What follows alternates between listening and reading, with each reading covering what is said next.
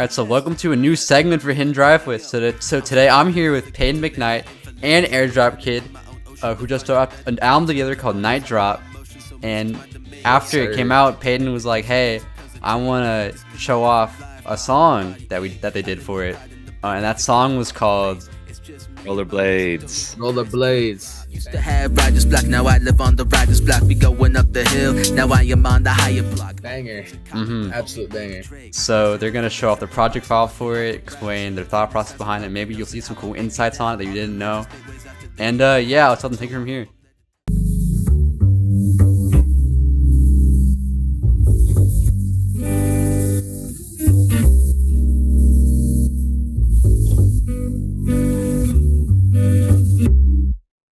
So yeah, other than that, I didn't do a whole lot of EQing. Just took a little bit of the low end out because it's pretty booming.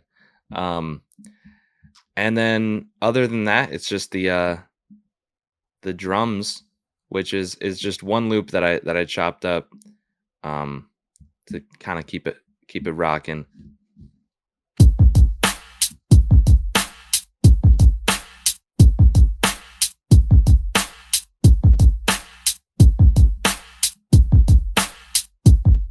So yeah, other than that, I could play the beat all together. Nobody steal this, please.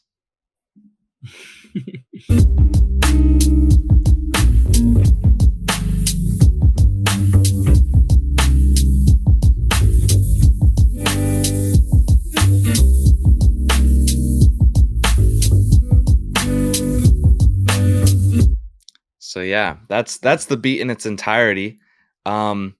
And again, it loops unevenly, and so it kind of keeps you on your toes. You can never really guess what it's going to sound like throughout the whole song.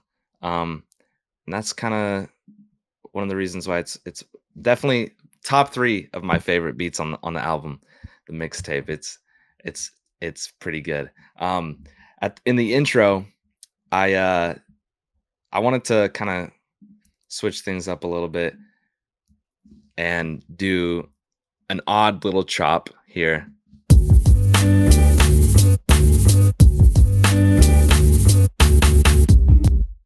So, it doesn't start like how the sample starts. I kind of took some parts from the middle and made this chop here as a little bit of an intro. And yeah, other than that, we started with a little video that I found on YouTube that I thought really symbolizes this song as a whole. It's a high-speed car chase, ends with swag. Look, it's unbelievable. Seeing the wreckage all over the place. To the video we go. Skyfox we go. Checking out the dramatic last seconds of this chase. This crazy guy wanted for DUI. Hits the vehicles.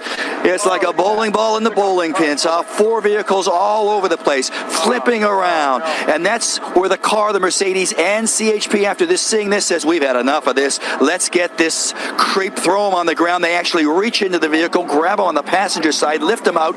Down to the ground he goes. They cuff him. They stuff him, and our news camera's right there, Fox 11, when he starts singing like a canary. And wait until you get a load of this guy. Right, play it. So yeah, that's basically the beat. Payden, you wanna talk about your bars? Quick question. I think you should. Is there a reason why it says turning point vocals for this one? Because that's not the song. Okay. Yeah. So it's actually the preset. Okay. For the vocals. I wanted to. I did a preset for another song I did, Keep It G. And I titled that one Keep It G vocals. And so they're just slightly different. It's just a vocal preset that I use, but I titled it Turning Point just so I'd remember that I wanted to use this one for KNIGHTDROP. Okay. You should tell them about the mixing on the master track. Yes, I mix on my master track. As you can see, I think, what is that? 8. Well, you put a de-esser on the master? Yes. You put 2 de-essers on the master? 2. Dude, look, I was judgment of hardcore, but it sounds good. It sounds good. That's what Listen. matters, right? Yes, that's what matters. What was the It's- reason I- for I- that? Oh, I I'm just trying to do something that sounds good, and came across this as a little bit of a odd method of doing that, but it worked out, and I think it actually sounds better with it on the master than without. okay. I'm like, what was the intention like behind it though? I had tried doing like, I put like a limiter on the master, and that's all it was. And I didn't really get the sound that I wanted. I wanted to give the whole thing more of like a tape feeling, an analog feeling, Mhm. but I wasn't able to do that just on the individual tracks. So what I did was I put it on the master and got everything in the same kind of sound as a whole, as if it was being recorded onto a tape. Okay. Fun fact though, he had to mix the entire project and like finish everything while I was just straight up not like at the studio. Like I was at Disneyland distributing the song because it was one of the singles. Yeah, I had to finish it up all by myself. I didn't have Payden's guidance. He probably Yeah, would have which- stopped me from putting it on the master. I definitely would have, but like with you running it free by yourself and this being like your first album like ever, like that is really like impressive. And then when I got back, we did have to fix some leveling stuff because like we were listening to it back again, and like some songs like that would transition, it would just like hit you in the face because of how loud one song was compared to the other. But that was like Yeah. maybe 3 tracks, so it wasn't even that bad. I didn't actually master the whole thing. It was a little off. Mhm. That's why it's a mixtape. Mixtape. Yeah. Mhm. Okay. And yeah, Pin, do you want to explain your lyrics now? You see all this, all right? Mhm. I just want to make sure you can like see the whole Yeah, thing yeah. if I scroll all the way down. Yeah. Oh, so all right, you're all a right, Google cool, Docs cool. writer for your lyrics, not like a notes app. I do it on person? my phone. I do it. Okay. I do it on Google Docs so I can like have it on both my computer and my phone. And I have a Samsung phone, so like the Notes app stuff that's on Samsung is like not nearly as good as the Apple one. So I have to get like Scuff Notes app. Mhm. I used to do Notes app, but I've just found this a lot easier personally, just because it's like I can have it on multiple And it makes devices. it easier to send, like if we were doing That is true. Yeah. Mm, a okay. collab song. Yeah, that is true. So he sent me this beat when we first started like really working on music together. Well, not really actually. So like aside from the beats that he had on 3-Day, because he produced Hold Me To and 2016 Coos Bay, as well as Anaheim, but then that was on the like little deluxe EP that I did. Yeah. When we started actually like cooking songs for Night Drop, this was like I think probably the first one. Yeah, It was I think so. It was definitely the first one, like the first song I made for Night Drop. And I wanted to make sure that for the entirety of Night Drop, I just absolute bars, right? So I kind of went all out on this song, and this song might have the craziest bars. Because then, as I made more songs, I started deciding, well, maybe I want to go in more of a storytelling direction on this song, or maybe I just want to go in more of like a flexing direction, not really bars, just like some like bling type rapping, not anything too lyrically crazy. So this ended up being probably like one of maybe like 7 or 8 of the tracks where I'm like actually like it's straight up like crazy bars. But that's okay because the bars are insane. So like that's I kind of love how that turned out.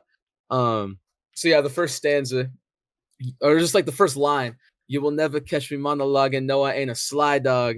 So if you've ever seen The Incredibles, the villain Syndrome, he's like giving this monologue, and then the Mr. Incredible, he like goes for this like rock, and he tries to throw it at Syndrome, and Syndrome says, "You sly dog, you caught me monologuing." So pretty much what I'm saying here is, you will never catch me monologuing. I ain't a sly dog. Like I'm gonna just go straight in and then, you know, open up the night saying nothing but a hound dog. You know, like obviously Elvis reference. That's kind of a on the nose one. But then we're gonna make it boom like a stand up with a mic drop, mic check, might mess around and name this night drop. You know, like when you drop a mic, right? So, you know, I'm just saying this whole stanza is pretty much just saying, look, you ain't gonna stop us. Me and Jordan, we're too fire, we're too crazy. Like we're gonna come in and they're gonna be like, yo, these are some people that are gonna be legends in the future. Because right now we small artists, but it ain't gonna be that long until we're gonna be recognized by goats, and it's already starting to kind of happen. So it's kind of crazy. Like the trajectory is going, man. It's going. Like I mean, you got the blue feature, so yeah, that's pretty crazy that happened. You know, it's awesome. Like it's really been going crazy. So yeah, used to have this stanza. This stanza is nuts. All right. So used to have writer's block. Now I live on the writer's block. Like that is a hard line. That is crazy. Cause like, you know, there's one thing for me. I think I say it somewhere else on Night Drop where it's I can't remember what song it was. I'd have to go back and look. But like burnouts for me, like don't happen for some reason. Like that's the thing a lot of people go through where they're like, oh, like I can't like do anything right now. I'm like burnt out, but I could write raps forever. I've been doing it for years. I mean, who knows? Maybe I'll hit a stump where I'm like, all right. But I feel like even if I do, I can just do like a song where I'm not rapping and I'm singing, because I do like to make songs where I'm singing just as much as I like to make songs where I'm rapping, you know? So it's like I feel like I'm never gonna run out of ideas. And like I'm never gonna run out of that motivation. And if I can't write, I can just go make a beat. Or if I can't make a beat, I can just go write. Or like I could do some like promo or something. Like there's always something different I could do to still be productive. So that's what I'm kind of saying. Like I used to have writer's block, but now I live on the writer's block. Like, you know, now I'm in it. Like I'm in it to win it. Like that's just how it is. That's just how it is. We going up the hill. Now I'm on a higher block. Always on that time. Yeah, I am the entire clock. All you rappers are my dealership. I own the entire lot. Like, bro, dude, that's crazy. Sometimes I write lyrics and I'm like, I can't believe I wrote that. Like, I feel like if I heard that in another song, I'd be like, whoa, bro. So yeah, that's how I be feeling when you send me these demos. This is how I feel, dude. Like, you're honestly, dude, you need to be recognized as the GOAT because these bars are crazy. Bro, I appreciate it. You need to be recognized as the GOAT producer. Like, of all the people I've ever worked with in terms of beats, like, I'm gonna show respect, obviously, but dude, you like easily the best one. Like, it's not even close. Like, I'm so happy that I got to make an album with you because all these songs Appreciate it, bro. Good. They're so good. So you cannot afford the level of my bars up in this place. So go vacation like Chevy. I'll just be here on my chase, which is also crazy because if you know the movie National Lampoon's Vacation, like it stars Chevy Chase. So like if you ain't here to appreciate Payden McKnight, you can leave. I'ma still be grinding, right? So that's the entendres, my boy. It's crazy.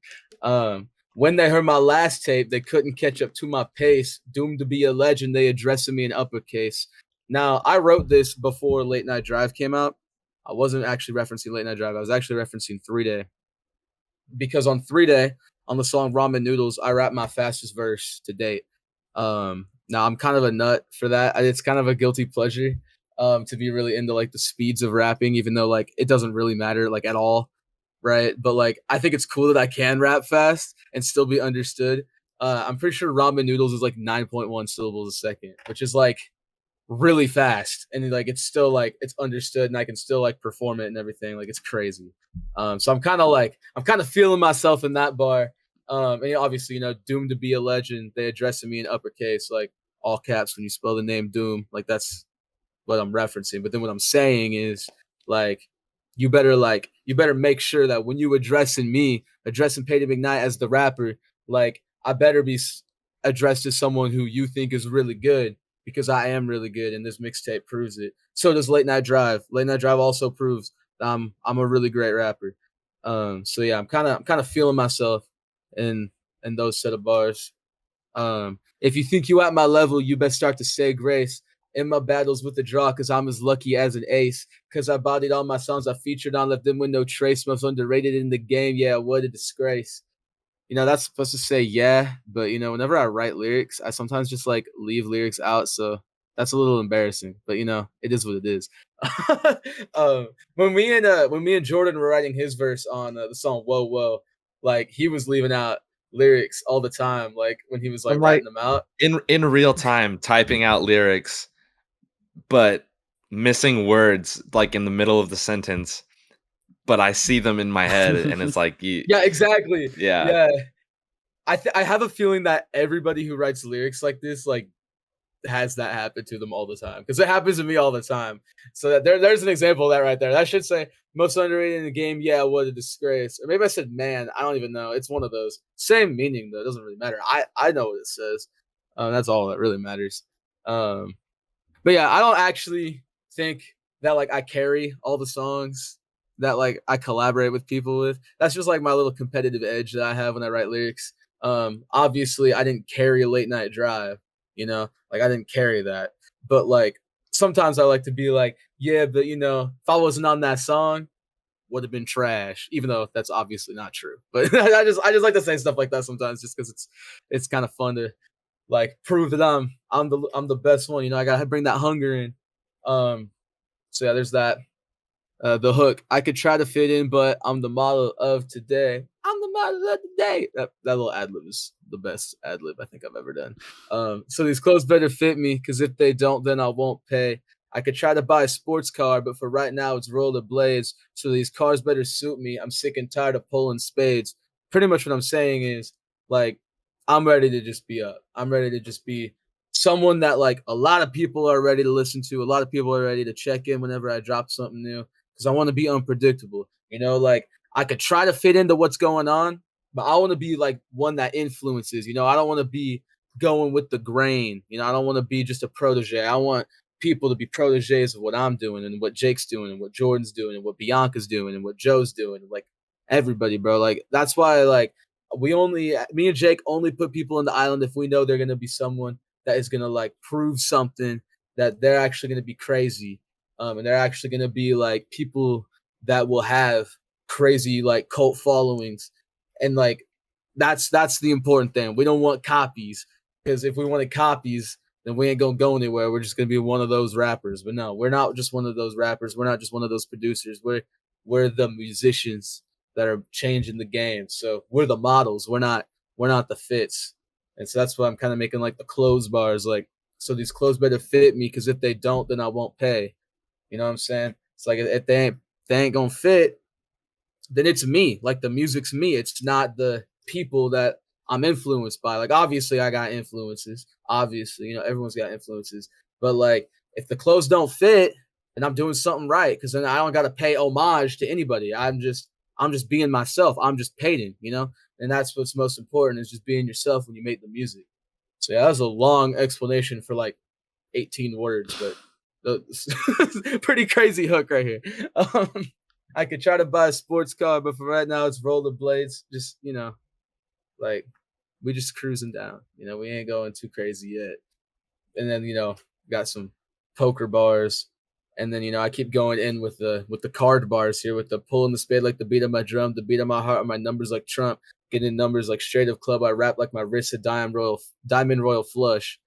So yeah, it's just some like luxury-esque bars.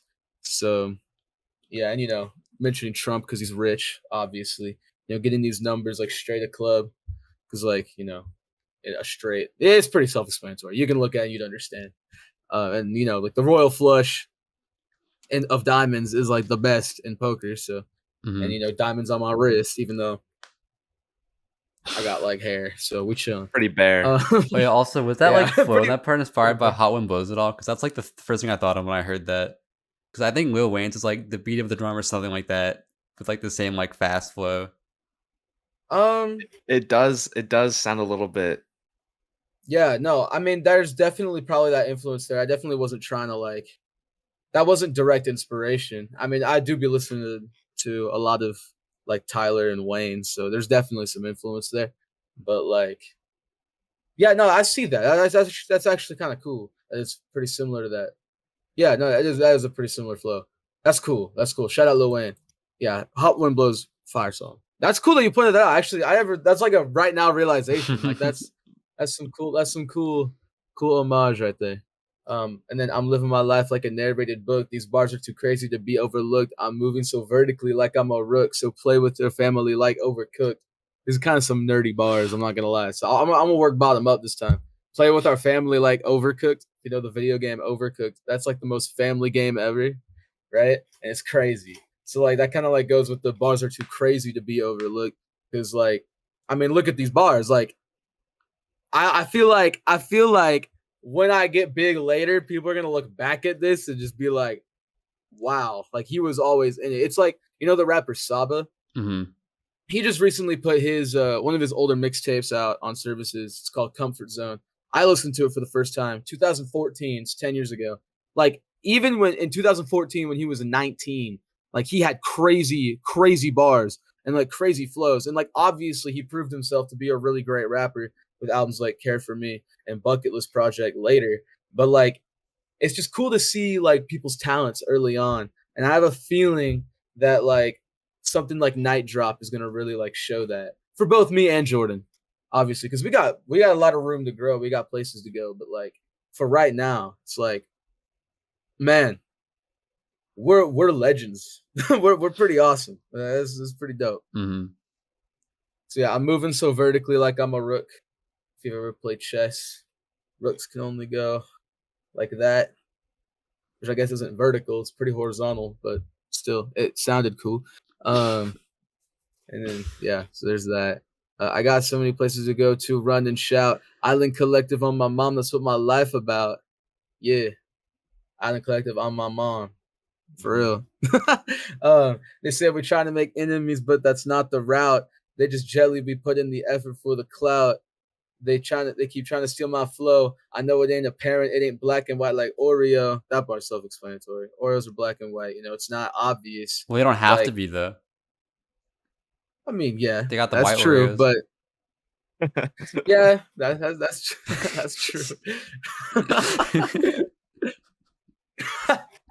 Man, Mint that's Oreos. man, it ain't black and green.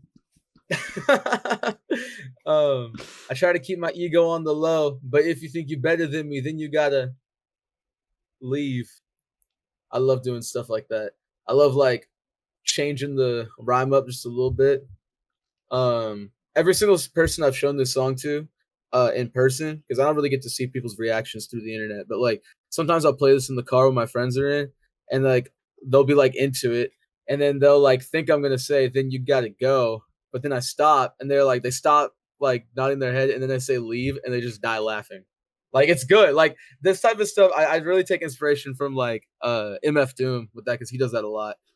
I just think showing like that type of rapping to like newer audiences is so cool, because like even though MF Doom is a legend and he's definitely proved himself, like he's not mainstream by any means, and so like most people I show my music to don't even know who MF Doom is, and so like to really put that kind of rapping style onto them is just like it's so fun to watch people really react to something like that. So yeah, I keep them on their knees, like literally. I do. I keep them on their knees, and you can even like that bar. I even intentionally made that because of the beat too, because the way the beat is chopped. Like I noticed that when Jordan sent me the beat, I was like, "There's something crazy about this sample." Where I didn't exactly know what it was yet till he explained it to me later. But like you know, we keep them on their knees. Like they're really paying attention. And I think this song is like it really like this song especially like is a treat in that sense. I'm paying them in bars, building like amenities. I'm leaving all my ops here to rot no remedy. It's time to move on like death ascendingly. And that's just kind of obvious bars. I don't really got to explain that. Okay, so one what's thing up? about your bar, I keep them on their knees, is if you were to replace it with the actual the phrase keep them on their toes, it would rhyme with the stanza above with the whole Yeah. the O rhyme pattern, but having the E rhyme pattern, it becomes knees. But if it was toes, like the actual phrase, it would rhyme with the phrase above. Yeah. I forgot to mention that. Thank you. I forgot to mention that. That was a part of that too. Yeah. So shooting at these whores, I leave them fools trembling, leave them on the board like high school assembly. Now this bar, leave them on the board like high school assembly, is honestly not a bar. It's like, it's pretty much just me saying high school assemblies are freaking boring. Because that's not a bar. Sometimes I say things in songs that are just not bars, but like it's just so me that I have to say it. Like you'll even notice that on Late Night Drive, like we make references to Apple products like all the time, just because we would be writing the song and we'd be like, smack them with an iPad. And it's just like, we're just laughing. So I'm like, oh, we have to say it now. Like, there's no way around it. But that's not a bar. Like, that's not a bar. That's how I feel about this bar, even though this one's not even that, like, funny. It's just like, leave them on the board like high school assembly. Like, yeah, it's not even that crazy. But yeah, I love that bar. That's probably one of my favorites. There's some required for my infantry, building up a repertoire like a flute symphony. Now, repertoire, that word is a multi-meaning word. So like a repertoire is like a collection. So I'm building up my discography, but a repertoire is also a way to refer to flutes in a symphony. So, you know, it kind of goes with the Emini rhyme that I got going on. So yeah, that's just cool. And then I go, damn, because that's a fire little. That's a bar. Like, yeah, that is a bar. It's me stroking my own ego in my own song. I love doing that, especially on this project. It's like I'm like so aware that these bars are fire, but then also on other songs, I'm very aware of who I am as a person. So if you really listen to Night Drop, like obviously on this song, I'm totally stroking my ego. I'm totally like saying I'm the best rapper ever. But then you go to a song like Allergy, or you go to a song like Dead to Me, or you go to a song like Danger, where it's like you really like go in. I really go in on who I am, and maybe I'm not stroking my ego as much on those songs. So you kind of get a big duality on Night Drop that I think is a really cool like underlying theme. So you guys should definitely listen to Night Drop. It's 26 songs, which sounds long, but it goes by so fast. All the beats are fire. Jordan always produces top tier productions. Like you'll be listening to it and you'll be like, how is this dude not producing for bigger rappers? Well, because he is. He produced for Blue, so that's pretty awesome. So yeah, you should listen to Night Drop for show. Mm-hmm. So yeah, that's pretty much the whole song lyrically. Then that was Rollerblades by Payden McKnight and Airdrop Kid. So if you haven't heard the song, go check it out. Maybe heard the single, but not the full album, go check it out. Or mixtape, excuse me. Well, it doesn't matter. Whatever. It's the same thing, man. But yeah, is there anything y'all want to say? You know, I just want it to be known that for my production, I give a lot of inspiration and take a lot of inspiration from the people who I consider GOATs. Like I love paying homage. This song especially is a huge homage to the late great Jay Dilla for his production on specifically the song Runnin' by The Far Side. That one loops unevenly, drum pattern loops unevenly in a 20 bar pattern, and I really loved that. I wanted to pay inspiration to that through that, and then with just my whole sampling style and my drum work, I love to pay homage to him, and so that's I love paying homage and giving inspiration, giving respect to those who did it better than me. Of course, dude.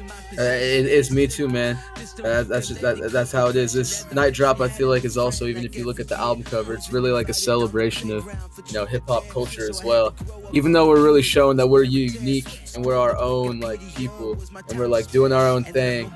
Like all those different people that you see on that cover, because it's obviously like a parody of Sgt. Pepper's, but all the people in there are like, you'll find rap legends in there, you'll find rock legends in there, you'll find movie directors, you'll find book authors, actors, fashion designers, like artists, like you'll find everything in there, and like all those people on there are important to me and Jordan, and so it's like you gotta really look into the culture of not even just hip hop, but just like humanity, you know, because that's what this is a celebration of. It's just bars, fun, with some serious songs, some stories. Because life's got all that, man. Life's got bars, life's got stories. That's how it is. So yeah. So yeah, that's been a Hidden Driveway track breakdown. It's my first time doing this, but I want to do more. I plan on doing more. So I appreciate y'all being willing to be a little like guinea pig for this. No problem. Yes, bro. Of course. You need to get Jordan on those beat battles Ooh, that I've been seeing. Also, Shout out Bianca. Home dog Bianca just won. Like, that's crazy. That's awesome. Shout out Ghosty. I'm gonna be honest with that. When I went to bed that night, it was tied, and I was like, well, I'm not gonna let it end in a tie, so then I had to put my vote in. Oh, snap. You didn't have to say that, man. That's awesome, bro. That's awesome.